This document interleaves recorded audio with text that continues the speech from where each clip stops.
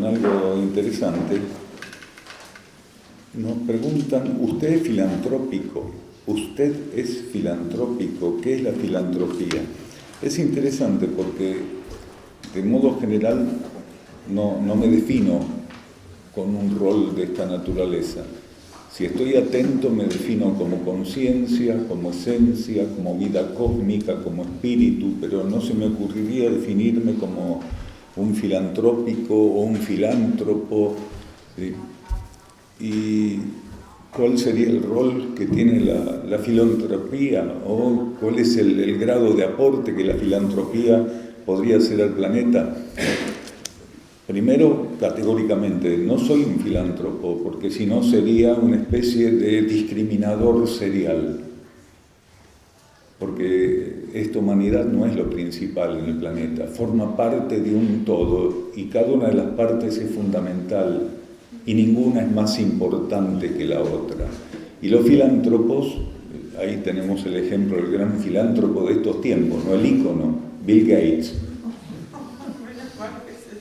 Menos mal que filantropía se define por sí mismo como término, ¿no?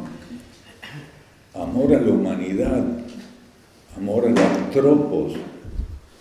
Alguien que está detrás alguien nos escribió acá, plandemia, alguien que está detrás de las plandemias, de las pandemias, que está atrás del negocio de las vacunas, primero te informa, después te vacuna. Entonces, este tipo de personas, a sí mismos, se presentan, ¿sí?, así grandilocuentemente como filántropos. Pero eso no es lo peor, porque me puedo presentar como un oso panda, pero obviamente ninguno de ustedes va a creer que soy un oso panda. Pero lo peor es que la humanidad, un grueso de esta humanidad, cree que Bill Gates es un filántropo. Y son quienes financian con su ignorancia, con su rigidez, con su falta de óptica, de percepción, de profundidad en la observación de la realidad, a personajes como estos para que puedan encaramarse en un determinado podio, ¿sí?, que regulan, manosean, manipulan a gusto y todo lo hacen a su medida. Con personas como esta, con estos filántropos, con él y con otros muchísimos filántropos, casi se justifica eso de que todo está hecho a la medida de la humanidad. El hombre es la medida de todas las cosas. Lo ajustamos un poco más, entonces decimos la ambición humana es la medida de todas las cosas.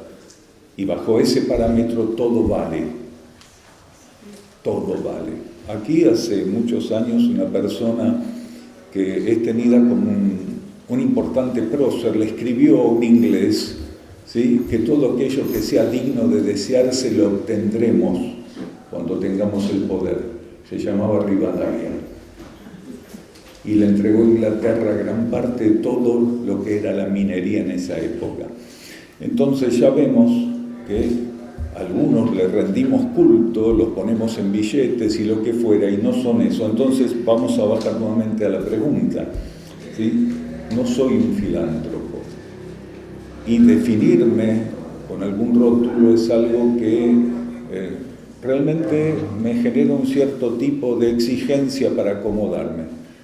Soy una conciencia que intenta compartir con otros seres aquello que de algún modo, no importa el mecanismo por el cual llegó a eso o se acercó a eso, tiene una condición, una percepción, tiene una mirada sobre la realidad que cree que puede ser beneficiosa para otros si es puesto a disposición de los otros. Entonces, el término filántropo me quedaría sumamente chico porque a mí me interesa todo en este planeta, el planeta todo. Un filántropo no es un ser ético en el verdadero sentido de la ética, porque ética significa bien común, y en este planeta el bien común se mide, ¿sí?, teniendo en cuenta la figura humana, sus deseos, sus ambiciones, sus caprichos, su búsqueda de comodidad, y eso no es ético. Por eso este planeta está como está, porque el ser humano creyó que era ético tomar del planeta lo que fuera, subordinar a sus deseos, caprichos y ambiciones lo que fuera. Ahí tenemos al reino animal masacrado, las grandes selvas y los grandes bosques extinguiéndose. En este momento es interesante porque la medida de lo que ya ha sido talado de la Amazonía es equivalente al territorio de Chile. Ya no estamos hablando, vieron que antes, hace unos años, decían que en realidad se talaba una cantidad de selva amazónica equivalente a algunas canchas de fútbol. Bueno, actualmente todas esas canchas de fútbol sumaron el territorio de Chile, el territorio chileno, la totalidad y aún más, porque esto es ahora, dentro de 6 meses va a ser el territorio chileno más la Antártida Argentina, si seguimos así. Entonces, por más que nos extendemos un poco, vale la pena. No soy un filántropo. En todo caso, sería, ¿cómo sería la palabra? Un filocósmico, un cosmósofo. ¿Sí? Un cosmósofo. Si tuviera que definirme, porque no hay rótulo que defina a ninguno de nosotros. Que uno tenga un papel que diga que es abogado, no lo hace abogado. Él, antes de ser abogado, es esencia, conciencia, vida cósmica, espíritu, luz. Entonces lo demás es algo que transitoriamente él asume, profundiza, concreta en alguna medida y que debería aplicar para el bien común, éticamente. Entonces, ¿la filantropía existe? Sí existe, pero es un movimiento egoísta que solamente busca favorecer los intereses humanos. Bien, vamos por ahí. Perdón, antes de pasar a otra pregunta. Y entonces la ley del karma, ¿ellos qué se piensan? ¿Que nunca le va a llegar el karma o no tiene karma?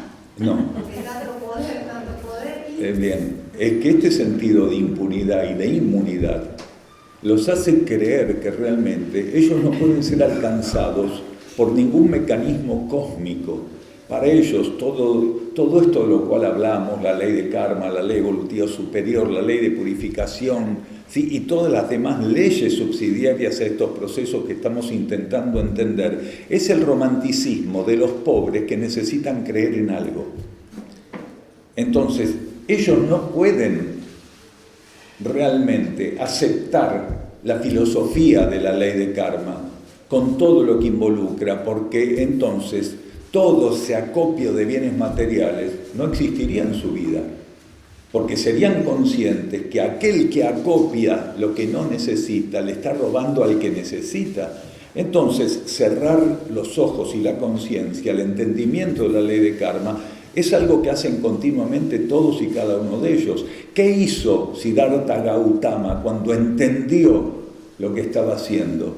Era un príncipe rico, con esclavos, con un montón de mujeres. ¿Qué hizo cuando recibió contundentemente la revelación de que su vida era miserable precisamente porque le sobraba de todo? ¿Qué hizo? Renunció a todo. Y de ser Siddhartha Gautama, el hijo del rey, heredero del rey, pasó a ser Buda. ¿Sí? A veces tenía una túnica, a veces tenía algo para comer. Pero lo que empezó realmente y generosamente a compartir fue sabiduría y el ejemplo que todos estos cínicos, hipócritas, no pueden dar, porque si hay algo que no pueden dar es un ejemplo, un mísero ejemplo. Hay personas que dicen, no, pero Bill Gates a los hijos les dice que no pueden estar más que 1 hora en internet. Por favor, dejémonos de estupideces, ese es un ejemplo.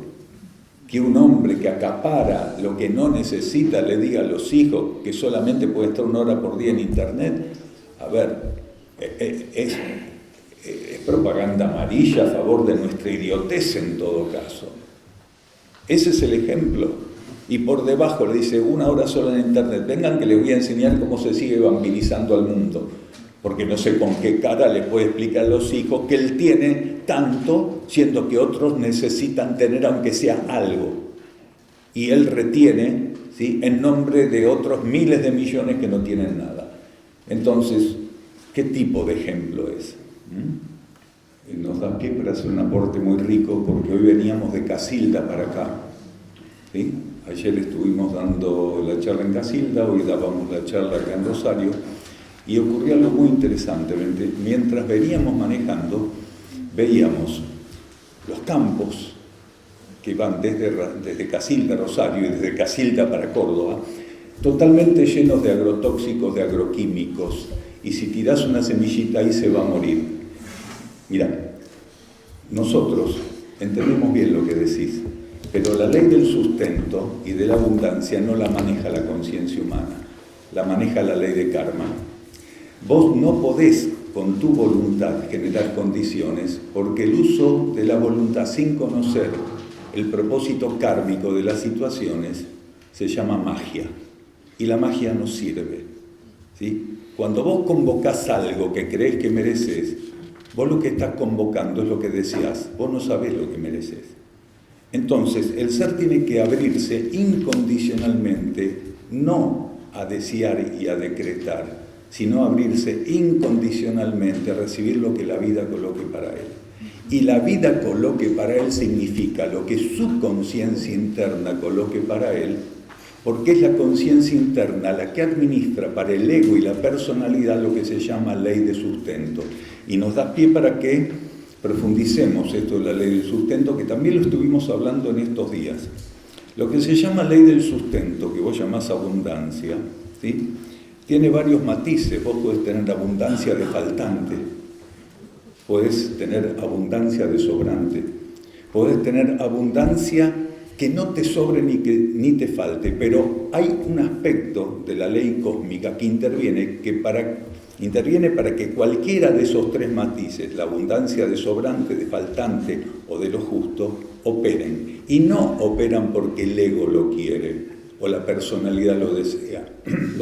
Operan porque la ley de karma tiene que administrar de un modo inteligente y neutro, imparcial, lo que cada uno debe recibir y necesita recibir, no por su deseo, sino porque la ley de karma, en su observación elevada, profunda, precisa y sabia de cada individuo, va a colocar para él lo que hace falta. Entonces, la ley del sustento, que puede manifestarse de ese modo en términos de abundancia, tiene tres elementos, tres leyes que operan en fase y consecutivas.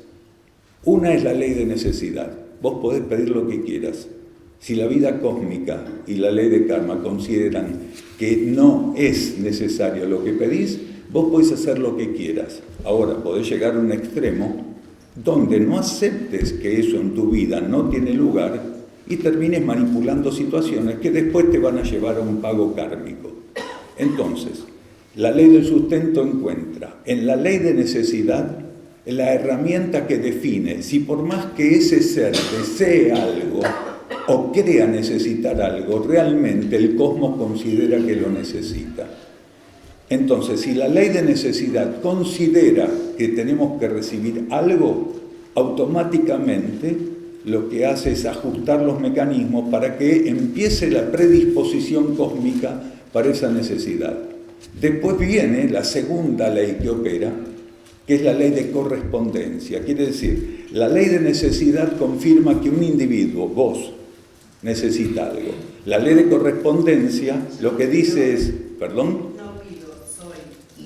No estás entendiendo.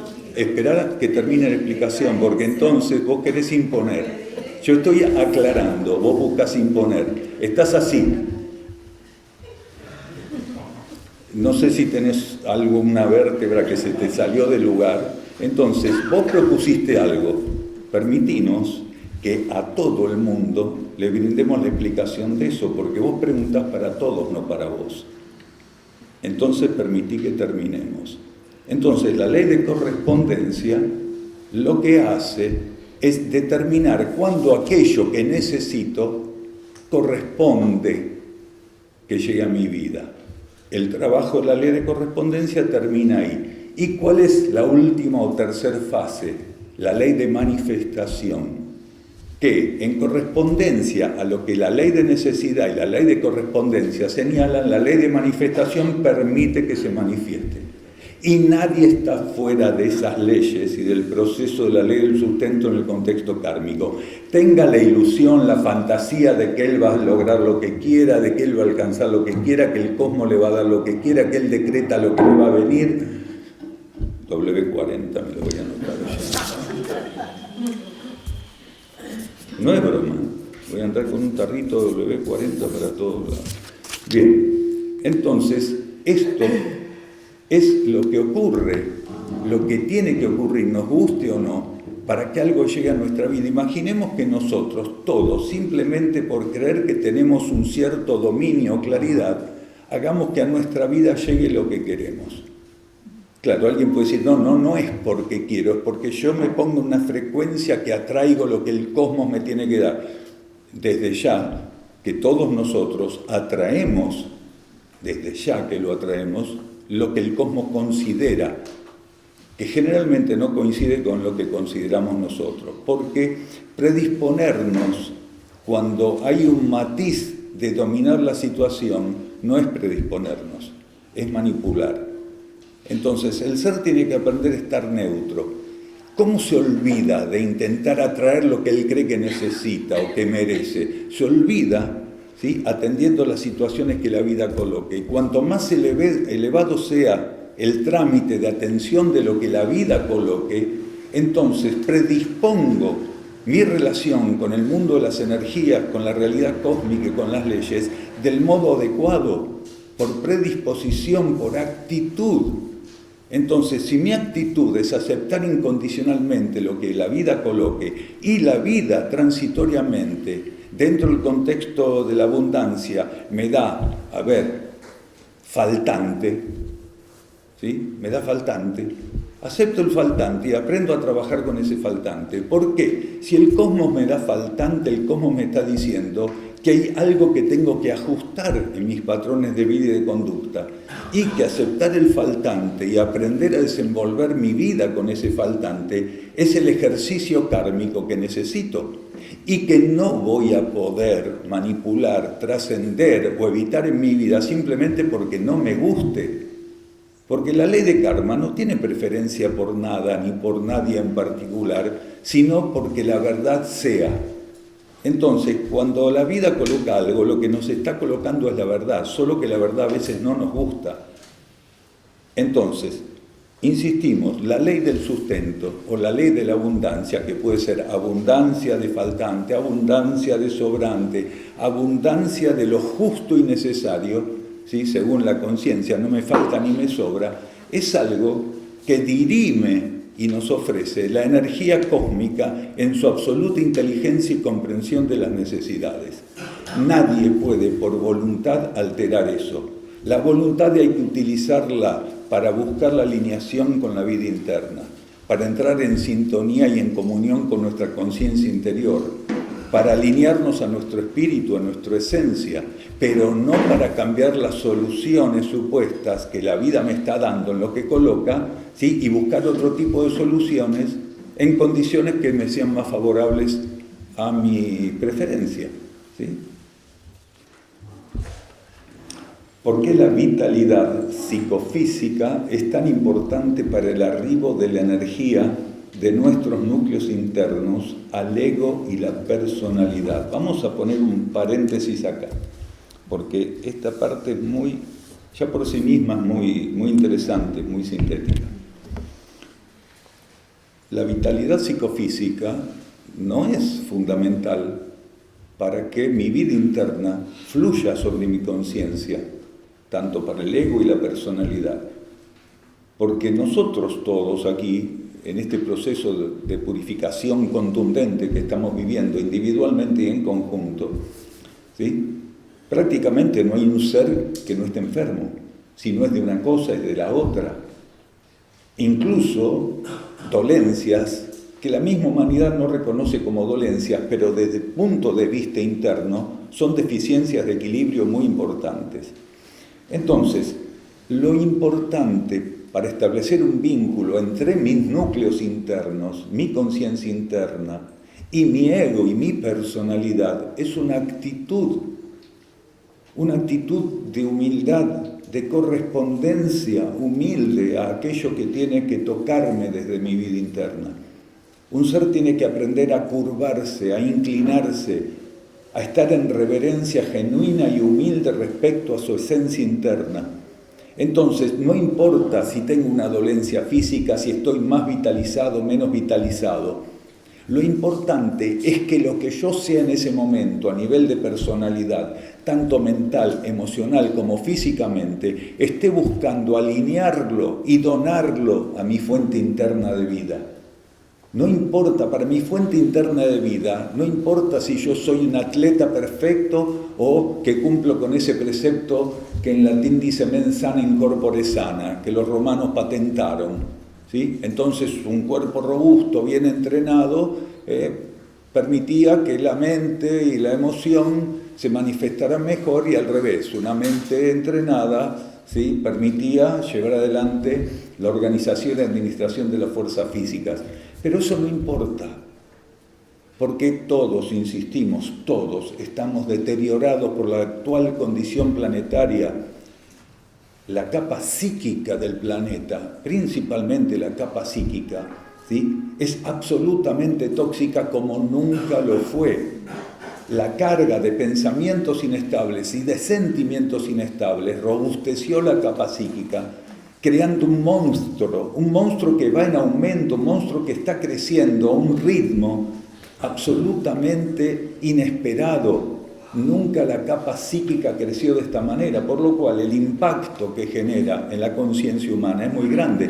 Y no solo en la conciencia humana, sino vamos a parecer un poco estos filántropos, ¿no?, que piensan solo en la conciencia humana. Esta tensión psíquica, ¿sí?, esta congestión psíquica está destruyendo las bases de la vida planetaria en su conjunto.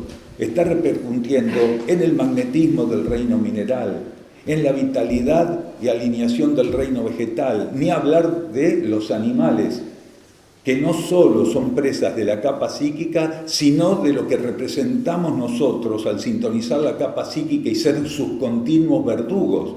Y la humanidad, lógicamente, no va a escapar de la contingencia kármica de haber generado una capa psíquica que es un verdadero monstruo. ¿Con qué? Insistimos, con pensamientos y sentimientos que no son ni altruistas, ni solidarios, ni elevados, ¿sí?, ni desinteresados. La capa psíquica creció brutalmente porque cada uno de los seres humanos, casi la totalidad, digamos, de la conformación de esta humanidad, da prioridad exclusivamente a sus metas personales y egoístas. Y cuando los seres humanos, a través de masas de miles de millones, solamente tienen en vista metas personales y egoístas, lo que condensan psíquicamente, ¿sí?, alrededor del planeta es monstruoso. Y esto es lo que está ocurriendo. Entonces decíamos que lo importante es que el ser tenga vocación por conocer su esencia, por donarse a su esencia. El ser más robusto, aparentemente más sano, más equilibrado, si su conciencia está activa en función del egoísmo, no va a poder recibir la vida interna. Por más que uno lo lleve y diga, este tipo es para la NASA, es perfecto físicamente, psíquicamente, sí, pero no sirve para que la vida interna lo toque. ¿Por qué? Porque todavía está en una actitud de confirmar la materia como verdad y la verdad como materia, y eso no sirve.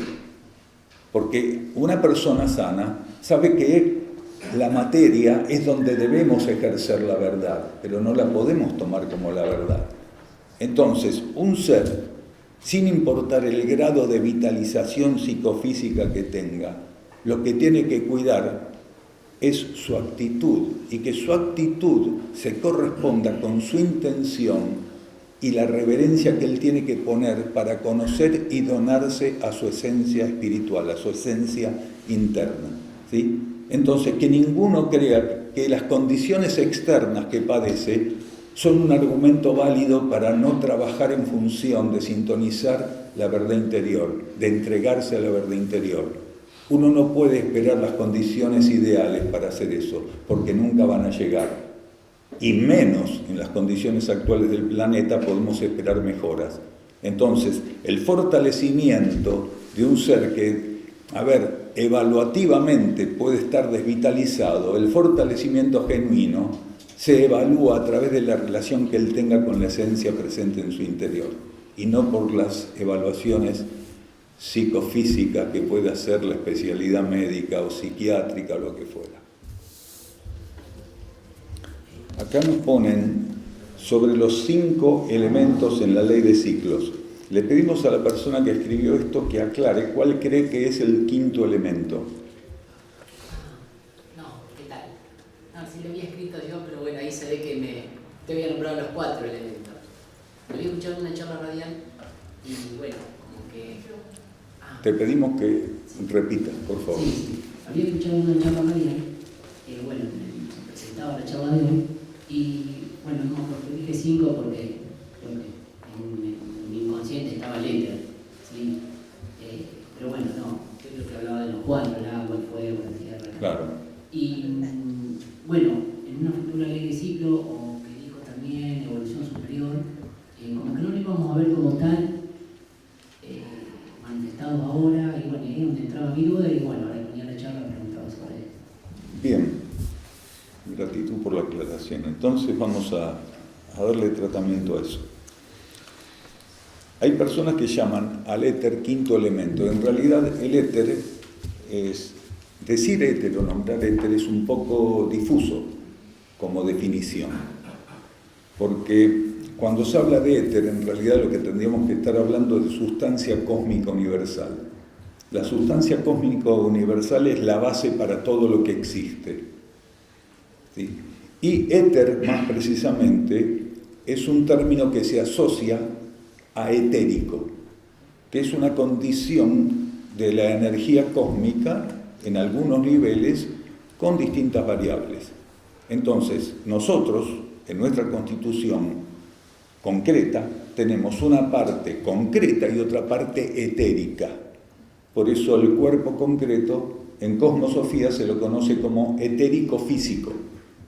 Entonces, lo que tendríamos que hablar en todo caso sería de la sustancia cósmica universal.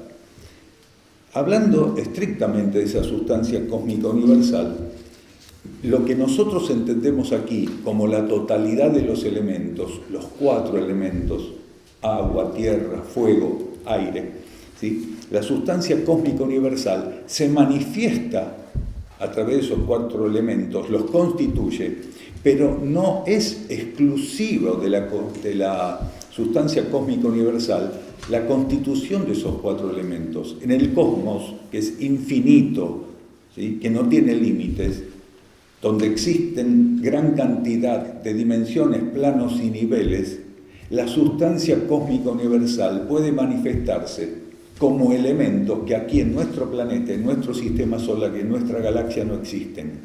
Del mismo modo que existen reinos en otras partes del cosmos que no son ni el mineral, ni el vegetal, ni el animal, ni el humano. Pero existen otros reinos.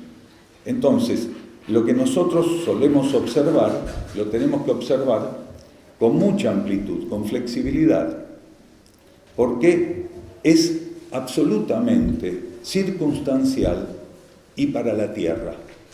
Es transitorio, es para la Tierra. Entonces, la pregunta acá dice sobre los 5 elementos en la ley de ciclos. Vamos a aclarar por qué la pregunta de la ley de ciclos. Cuando hablamos de transición decíamos que estamos llevando al agotamiento a la ley de karma, ¿sí? Para que se manifieste la ley de ciclos o la ley evolutiva superior. La pregunta hace referencia a cómo sería la manifestación de los elementos bajo ley evolutiva superior, cuál sería la diferencia con la actual manifestación o presencia, ¿sí? Bajo ley kármica. Fundamentalmente, la diferencia de los elementos va a ser vibratoria, energética y magnética, porque todos los elementos que están presentes en el planeta y que constituyen la totalidad de lo que entendemos por existencia, están vibrando en una octava kármica. Si no vibraran en una octava kármica, quiere decir, si su correspondencia y manifestación no pudiera ser útil a las necesidades kármicas evolutivas que en este momento están en el planeta, esos elementos, más que favorecer las experiencias kármicas evolutivas, lo que harían es interferirlas o directamente inhabilitarlas.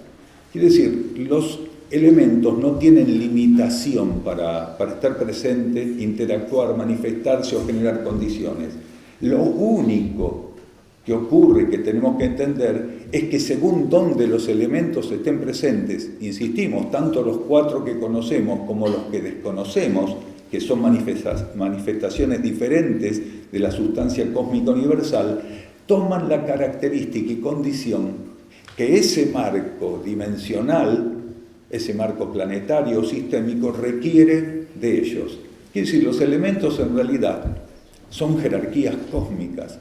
Cuando uno habla del fuego como elemento, está hablando de una condición de la sustancia cósmica universal que responde a una jerarquía que tiene a los fuegos como manifestación, como cuerpo de manifestación. Lo mismo cuando hablamos del aire, que simboliza ciertos aspectos cósmicos más allá de los componentes gaseosos, de lo que llamamos aire, es una condición vibratoria lo que llamamos aire. Lo mismo el agua, lo mismo la tierra. Entonces, sin importar dónde esos elementos estén manifestándose, estén actuando, se adaptan estas entidades que gobiernan los elementos y que los utilizan como su campo de manifestación, adaptan a las necesidades de ¿quiénes? De las mónadas, de los espíritus que están presentes en esos campos de energía. Entonces, en el futuro planetario, los elementos van a estar en una octava vibratoria superior a la condición actual de la octava vibratoria kármica, por los cuales los conocemos, con los cuales interactuamos. Ellos están presentes en todo. Si estos elementos no conformaran, ¿sí?, no permitieran a nuestra conciencia, ¿sí?, participarlos y ser participadas en las contingencias kármicas, ¿sí?, nosotros no podríamos evolucionar. Entonces, bajo la ley evolutiva superior, estos elementos van a tener un patrón vibratorio, magnético y energético acorde a la ley evolutiva superior o a la ley de ciclos. Lo que, entre otras cosas, da como beneficio que los elementos, como los conocemos, no van a ofrecer experiencias de fricción, porque su condición vibratoria está por sobre encima de la condición vibratoria de la fricción. Entonces, las características van a ser inimaginables, porque lo que hoy entendemos por fuego, bajo la ley evolutiva superior o ley de ciclos, no va a ser fuego como lo entendemos. Hoy nosotros agarramos un fósforo, hacemos fuego. Entendemos tierra, ¿por qué? Por todo lo que un elemento concreto, ¿sí?, puede representar. Esto es tierra para los elementos cósmicos universales. Agua ya sabemos qué es. Aire, ¿sí? Entonces, todo lo que hoy está representado y simboliza a través de los elementos algo en particular para nuestra limitada conciencia kármica, va a tener una condición totalmente diferente. Y las conciencias que estén en esos campos donde esos elementos están disponibles para estas experiencias, van a tener la oportunidad evolutiva de ya no estar bajo contingencias accidentales, traumáticas, donde esos elementos generan y manifiestan el orden de esas contingencias. Bajo ley evolutiva superior o ley de ciclos, la humanidad y los elementos van a estar en comunión, ¿sí?, confirmando un destino superior en común.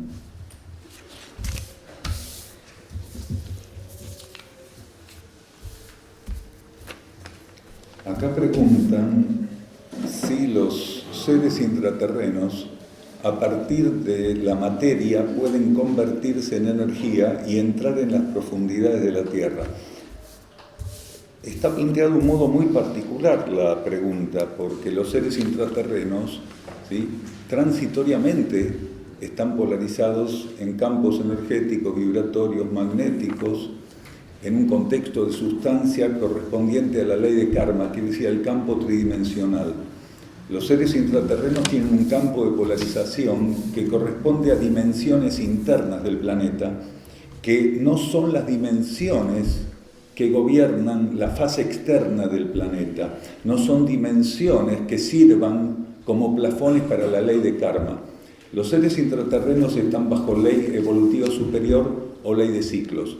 Quiere decir, las civilizaciones internas, porque los seres intraterrenos son solamente una parte de la vida interna del planeta. Existen tres, digamos así, categorías, ¿sí?, tres divisiones de lo que entendemos como seres de evolución mayor correspondientes a la vida interna del planeta. Los intraterrenos de estos cuatro, ¿tres dije? No son tres, son cuatro.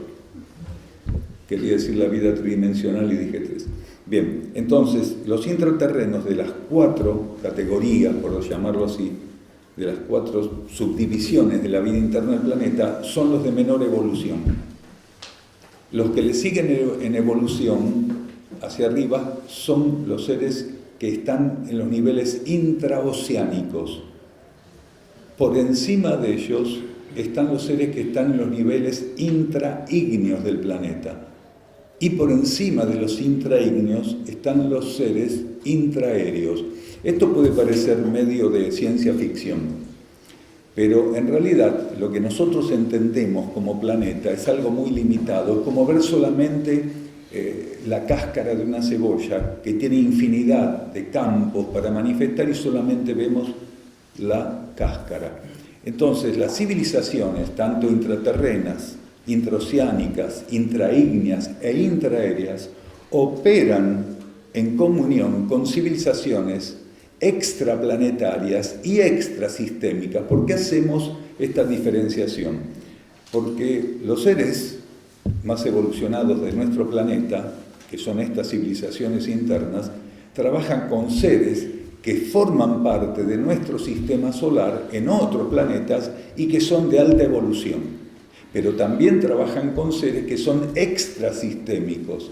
Quiere decir, la vida cósmica aquí apela a una complementariedad y una comunión que involucra seres internos de nuestro planeta, seres del sistema solar de alta evolución y seres de afuera, de por fuera del sistema solar, que son extraterrestres extrasistémicos y existen extraterrestres sistémicos. Entonces, nosotros continuamente estamos en contacto, influenciados internamente por este tipo de flujos, de corrientes de energía que representan las corrientes tanto internas del planeta como extraterrestres. Fundamentalmente y principalmente, los seres son contactados en el nivel monádico, espiritual. Cada vez son menores los contactos a nivel de ego y personalidad, porque una vez que el ego y la personalidad pueden abrirse a la vida interna suficientemente, el contacto lo empiezan a vivir a nivel monádico. Nuestro grupo hace casi 30 años tuvo un entrenamiento que duró casi 3 años, donde continuamente se nos convocaba en cierta fecha, a cierto horario y en cierto lugar, donde, haciendo un trabajo de sintonía y alineación, esperábamos el arribo o la llegada de estas conciencias, de estas naves, de estas energías, de estas entidades, de estas inteligencias. Casi durante 3 años nosotros fuimos recibiendo información e instrucción. Cuando ese periodo terminó, las mismas conciencias que nos convocaban para esos encuentros programados nos indicaron que a partir de ese momento el contacto se iba a establecer internamente, que teníamos que aprender, ¿sí?, a alinearnos con nuestra conciencia espiritual, con nuestra mónada, que era quien podía aprovechar de un modo más profundo la instrucción y el contacto con estas energías o entidades. A partir de ahí comenzó otra etapa. Ahora, ¿qué ocurrió? Esto es muy interesante, porque muchos no gustaron de eso. Miembros del grupo no gustaron, decían, no, pero nosotros queremos seguir teniendo los encuentros con las naves, con los hermanos mayores, y le decíamos, pero dijeron que se terminó la etapa. No, pero nosotros queremos. En definitiva, casi todo el grupo se fue. Como si pudieran forzar el encuentro. Todo en términos evolutivos es un entrenamiento escalonado. Cuando un grupo, un individuo termina una parte de su entrenamiento, automáticamente empieza a predisponerse la fase siguiente. Quiere decir, la evolución está compuesta por pulsos, etapas y ciclos. Los ciclos, dirimen de un modo muy categórico la separación entre una cosa y otra, pero dentro de un ciclo, los pulsos y las etapas lo que hacen es mantener un hilo conductor. Entonces, en este momento, muchos seres, muchos individuos y algunos grupos están siendo estimulados para poder generar una predisposición, una receptividad que haga que la fase que le corresponde a ese individuo o a ese grupo pueda ser llevada adelante en el proceso de instrucción y de crecimiento moral, espiritual, filosófico. Pero lo que no se puede hacer es forzar. Aquel que tenga ambición por tener un contacto, por tener un encuentro, lo que va a hacer es automáticamente, sin saberlo, convocar fuerzas astrales que se van a terminar manifestando contestatarias de la ambición del contacto. Esto no quiere decir que no haya seres contacto, quiere decir que aquel que quiere forzar el contacto se va a encontrar en esa encrucijada. El ser lo que tiene que estar es en búsqueda de profundizar, reforzar y tornar cada vez más estable y menos fluctuante la alineación con su fuente interna de vida, con su conciencia interna, con su espíritu, mínimamente se puede decir con su alma, que es lo más cerca que tenemos, ¿sí? Entonces, el trabajo es olvidarse de nuestras intenciones personales, de lo que nos gustaría ver, contactar, ¿sí? De lo que nos gustaría mostrar a los demás, contarles a los demás. El ser tiene que aprender, dentro del entrenamiento, a ser un guardián silencioso, cuando es necesario. Entonces, eso permite a estas energías, tanto a nuestras energías internas como a estas conciencias que contactan nuestra fuente interna de energía, permite contar con nosotros con una cierta discreción y no como si fuéramos un barril que tiene un agujero. Cuanto más el ser puede custodiar en su intimidad algunos aspectos de la relación cósmica y solamente manifestarlos bajo indicación genuina e interna, entonces él está avanzando en la instrucción, lo que quiere decir que está avanzando en poder atender de un modo más efectivo y no egoísta las necesidades planetarias.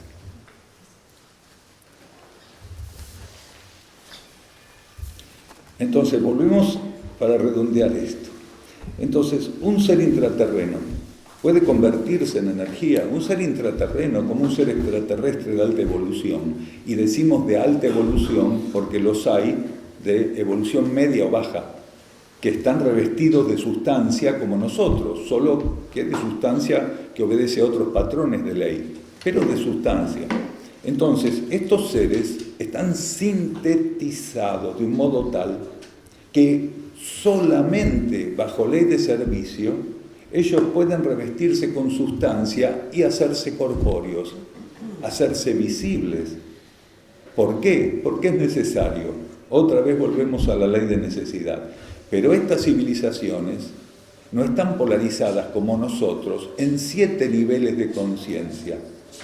Nosotros tenemos una conciencia divina, el primer y más elevado subnivel, una conciencia monádica o espiritual, un cuerpo de luz por debajo de la monádica, luego tenemos el alma en el nivel intuitivo, luego tenemos el nivel mental que se subdivide en inferior y superior, luego el astral emocional y luego en el 7º y más bajo subnivel el cuerpo etérico físico. Estas civilizaciones no componen su realidad de ese modo, no están ya bajo leyes que facilitan ese tipo de distribución de energía, de diversificación de núcleos de conciencia, porque ellos ya viven una síntesis y una economía evolutiva que para nosotros es incomprensible. Entonces, ¿cómo están compuestos? Por conciencia divina y pura energía monádico-espiritual. Quiere decir, estas civilizaciones, los miembros que la componen, mínimamente tienen 2 núcleos de conciencia, decimos mínimamente, ¿sí? 2 núcleos de conciencia. Entonces, el conjunto de estas civilizaciones no requiere, no necesita todos los aspectos sustanciales, diversos e ilusorios que nosotros sí necesitamos para recrear la fantasía de la evolución. Estos seres ya no habitan universos corpóreos. Los niveles donde ellos desenvuelven su actividad son pura energía, son patrones vibratorios, energéticos y magnéticos que responden complementariamente, complementados y unificados a necesidades evolutivas que para nosotros son inexistentes. ¿Por qué? Porque son incomprobables. Una vez una persona me preguntó si creía en los seres extraterrestres y le dije que no creía. Entonces me quedó mirando, le dije, para mí es una vivencia, no es una creencia. Claro. El ser empieza en algún momento a trascender la creencia en lo que fuera y a vivir centrado y alineado con la esencia de la vivencia. Nosotros no podríamos dar estas charlas con creencia, pues no sé cómo se hace. En la época en que creía en algunas cosas, no estaba habilitado ni capacitado para dar estas charlas. Quiere decir, la conciencia en algún momento empieza a unificar lo que ella es a partir de vivencias que no tienen por qué compartir, ni acreditar, ni con las cuales estar de acuerdo, ni la familia, ni los vecinos, ni los amigos, ni en el trabajo, ni el perro. Porque es algo íntimo, una vivencia genuina, es algo íntimo.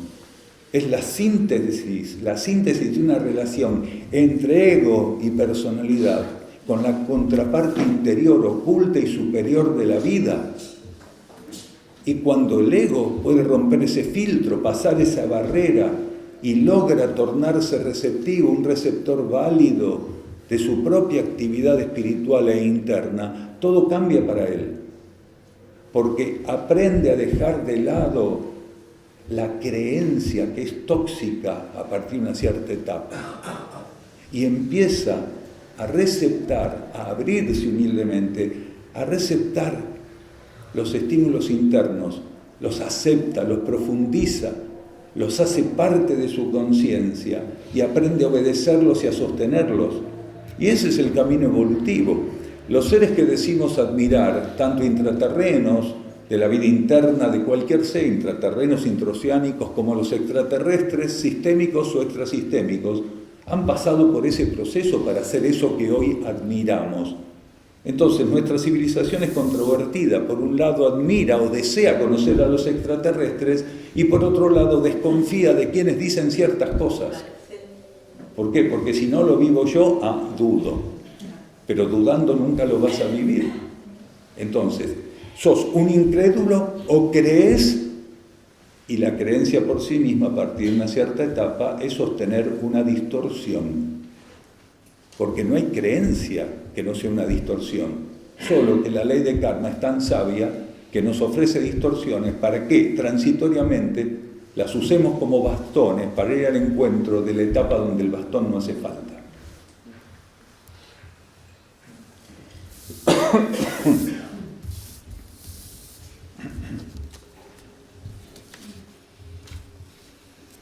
Aquí dice, desde ya muchas gracias por responder, ¿cuáles serían las medidas más inteligentes a tomar ante la amenaza de los poderes o del poder mundial? Y acá pone Agenda 2030, algo que nosotros también decíamos hoy, la fecha, ¿no? Desde ya, muchas gracias. Nuestra gratitud por la pregunta, porque va a ser muy útil, es muy útil. Entonces, ¿cuáles serían las medidas que tenemos que tomar? En definitiva, lo que decíamos hoy, que estuvo implícito en todo, más o menos, evidentemente, que es romper, ¿sí?, con esta influencia, esta categoría de ser influenciados por la manipulación del poder mundial y entregarnos a la sintonía incansablemente hasta el fin con la propia vida interna. Si el ser no predispone en su escala de valores y en sus prioridades el contacto con su propia esencia, con su propia fuente espiritual, no puede acceder a estímulos cósmicos, a aspectos de su destino cósmico al corto y al mediano plazo, porque está interferido precisamente por la manipulación que las fuerzas materiales hacen de él. Este poder mundial es simplemente magia material. Son grandes magos materiales, han llegado a un dominio de la magia material que incluso, ¿sí?, padecemos sin notar que estamos siendo manipulados mágicamente. Lo único que puede hacer que nosotros rompamos la influencia mágica que el poder mundial tiene sobre nuestra conciencia es abriéndonos y donándonos profunda y genuinamente nuestra vida, lo que somos, vida y conciencia, a esa fuente interior cósmica que está en nosotros. Cuando se habla de alma, de espíritu, estamos hablando de leyes cósmicas que se adaptan para nosotros de un modo en particular. El alma es un aspecto de la ley cósmica planetaria. La mónada es un aspecto superior de la ley cósmico-monádica. Entonces, si nosotros nos abrimos camino, ¿sí?, del modo adecuado, quiere decir donando lo que somos a esas fuentes internas, a esos núcleos internos tienen dado por la ley cósmica una capacidad de estímulo, una capacidad de guía inmensamente superior a la capacidad mágica del sistema sobre nosotros. Pero como lo damos como una cosa hipotética, lejana, imposible, seguimos colocando nuestra atención en algo que no lo merece. Nosotros todos ya ensayamos mucho la subordinación a esas fuerzas materiales. ¿A dónde queremos llegar con estos ensayos? ¿Cuál es el punto que queremos lograr? ¿No entendemos que nadie nos va a liberar sino nuestra actitud? Que la libertad es una relación interna. Si alguien dice, ¿qué es ser libre? Que mi alma, mi espíritu puedan disponer de mi mente, de mi centro emocional y de mis acciones para manifestarse. Eso es ser libre. Entonces, desde ese punto, desde esa definición de libertad, aquí en este planeta casi no hay seres libres, porque el sistema sigue manipulando continuamente a cada uno de aquellos que le rinde culto. Pero ¿qué voy a hacer si no hago tal cosa? ¿Qué voy a hacer si no hago tal otra? Y bueno, entonces, ¿qué vas a hacer? Es como que la oveja pregunta, pero si no sigo la fila a ese lugar que está ahí, que dicen que uno después no sale, y si no sigo la fila, ¿dónde voy? Probá, salite de la fila y después me contás. Pero ¿cuánto tiempo tenés hasta entrar a ese lugar que nadie sale si seguís en la fila? ¿Qué vas a hacer? ¿Tu vida es eso? ¿Es siempre estar en la fila? Y lo peor es que los seres humanos estamos en la fila sin saber cuándo es el momento de entrar a ese lugar. Pero que vamos a entrar si no cambiamos de actitud, es seguro. Gratitud. Gratitud.